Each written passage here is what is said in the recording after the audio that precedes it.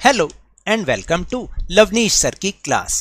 आज की ये शिक्षा निदेशालय राष्ट्रीय राजधानी क्षेत्र दिल्ली की वर्कशीट नंबर 8 जो कि कक्षा 7वीं के विद्यार्थियों के लिए है। यह ली गई है हिंदी विषय से और आज इसमें हम फिर से एक बार कविता हम पंछी उन्मुक्त गगन के का अगला भाग समझेंगे। तो चलिए बिना समय गवाए शुरुआत करते हैं मेरे साथ और समझने की कोशिश करते हैं। प्यारे बच्चों, कोविड-19 के लॉकडाउन या तालाबंदी में घर के अंदर बंद होकर कैसा लगता है, यह तो आप जान ही गए होंगे। तो सोचिए पिंजरे में कैद पक्षी को कैसा लगता होगा। आइए इसी बारे में जानते हुए कविता हम पंछी उन्मुक्त गगन के का अंतिम भाग पढ़ते और समझते हैं। ये तो आपको अब पता ही चल गया होगा कि यह कविता शिव मंगल सिंह सुमन द्वारा रचित है, यानी इस कविता को किसने लिखा? शिव मंगल सिंह सुमन जी ने लिखा है। तो चलिए अब हम वो अंतिम भाग समझते हैं। तो आप मेरे साथ इसको पढ़ने की कोशिश कीजिएगा, ठीक है। होती सीमाहीन क्षितिज से इन पंखों की होड़ा होड़ी, या तो क्षितिज मिलन बन जाता या तनती सांसों की डोरी। नीड़ ना दो चाहे टहनी का, आश्रय छिन भिन कर डालो, लेकिन पंख दिए हैं तो आकुल उड़ान में विघ्न ना डालो। देखा कितनी अच्छी इसमें बात लिखी गई है। अगर आप इसको ध्यान से समझेंगे इसका मतलब अपने आप आपको समझ में आएगा। और देखिए एक बार फिर से हम इसको बोलते हैं कि होती सीमाहीन क्षितिज से इन पंखों की होड़ा होड़ी, या तो क्षितिज मिलन बन जाता या तनती सांसों की डोरी। नीड़ ना दो, नीड़ मतलब घोंसला, नीड़ ना दो चाहे टहनी का, आश्रय छिन भिन कर डालो, लेकिन पंख दिए हैं तो आकुल उड़ान में विघ्न ना डालो। यहाँ पर देखिए कुछ नए शब्द हैं, उनके अर्थ भी हैं, वो समझ लीजिए। नीड़ का मतलब मैंने जैसे अभी बताया घोंसला, और आश्रय का मतलब होता है घर, याद रखना। होड़ा होड़ी का मतलब प्रतियोगिता, जैसे हम किसी से होड़ लगाते हैं, और विघ्न का मतलब बाधा। तो अब हम इसका अर्थ समझते हैं जो अभी अभी हमने इसका अंतिम भाग पढ़ा। भावार्थ। कवि कहते हैं, यहाँ पर गलत लिखा हुआ है, इसको आपको सही करना है। देखिए आप अगर इसका भावार्थ भी लिखेंगे ना अपनी कॉपी में, तो क्योंकि पेपर में कई बार भावार्थ लिखने के लिए भी आता है, तो आप इसको भी लिखिए और प्रश्न उत्तर भी कीजिए। बेशक से आप ऊपर वाली लाइनें ना लिखें, लिखेंगे तो अच्छा है, वो सिर्फ इसलिए कि पेपर की तैयारी के लिए। लेकिन अगर आप ये दोनों लिख के फिर प्रश्न उत्तर लिखते हैं तो ये बहुत ही अच्छा होगा और आपको लिखने की प्रैक्टिस भी होगी और समझ में भी आएगा। तो कवि कहते हैं कि सीमाहीन आसमान में उड़ते हुए, यानी अंत, आसमान तो कैसा है? अंतहीन है। ऐसे आसमान में उड़ते हुए पक्षियों के पंखों में एक होड़ सी लग जाती है, यानी वे आसमान की उस सीमा को छू लेना चाहते हैं जिसका कोई अंत नहीं है, यानी और ऊपर उड़ने की कोशिश करते हैं, सपना रखते हैं।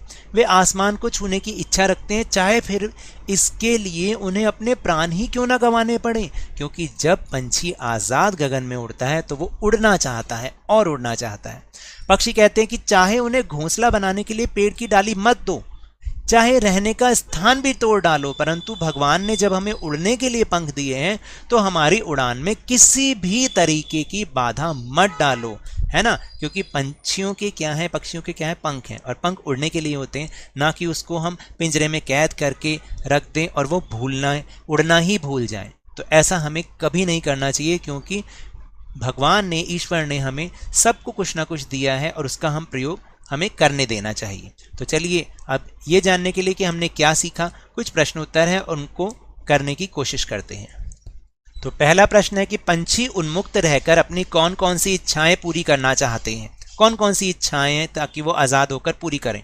देखिए पंछी उन्मुक्त रहकर आसमान की उस सीमा को छू लेना चाहते हैं जिसका कोई अंत नहीं है।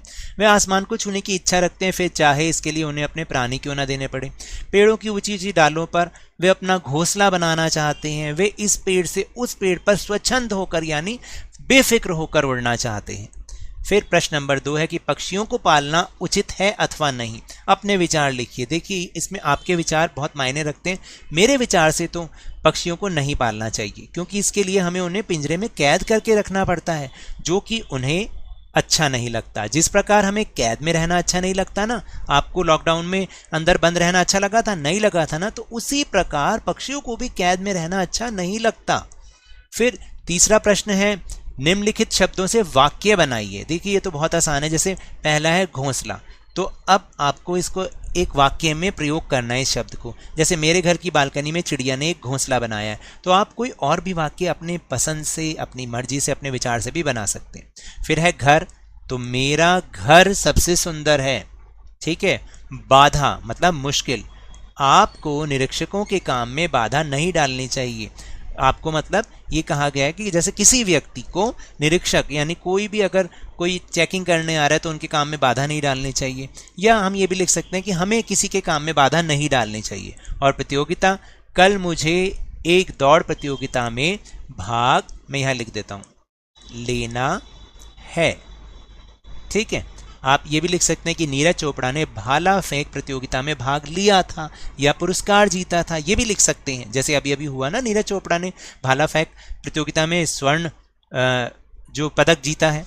फिर उसके बाद है प्रश्न नंबर 4। देखिए प्रश्न नंबर 4 जो है वो एक तरह से गतिविधि है कि क्या आपने या आपकी जानकारी में किसी ने कभी कोई पक्षी पाला है, उसकी देखरेख किस प्रकार की जाती होगी, आप लिखिए। अगर आपने पाला है तो आपको तो पता ही होगा, या आपकी जानकारी में किसी ने पाला हो तो उसके बारे में भी आप लिख सकते हैं। देखिए मैं यहाँ पर जो लिख रहा हूँ, क्योंकि मेरे घर में तो थे, मतलब मैंने तो नहीं, लेकिन मेरी नानी के यहाँ, मेरी नानी ने, यहाँ पर हम लिखेंगे मेरी नानी ने कई तोते पाले थे।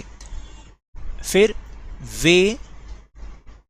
वे उन्हें प्यार से रखती थी, उनके खाने का बहुत ख्याल रखती थी और बीमार होने पर तो उनका ज़्यादा ख्याल रखती थी। क्योंकि ऐसा है, मैंने बचपन में देखा कि मेरी नानी ने कई तोते पाल रखे थे, उन्हें तोतों से बहुत प्यार था और इसलिए वो उन्हें प्यार से रखती थी, खाने का बहुत ख्याल रखती थी, और जब वो बीमार होते थे तो उनकी बहुत सेवा करती थी।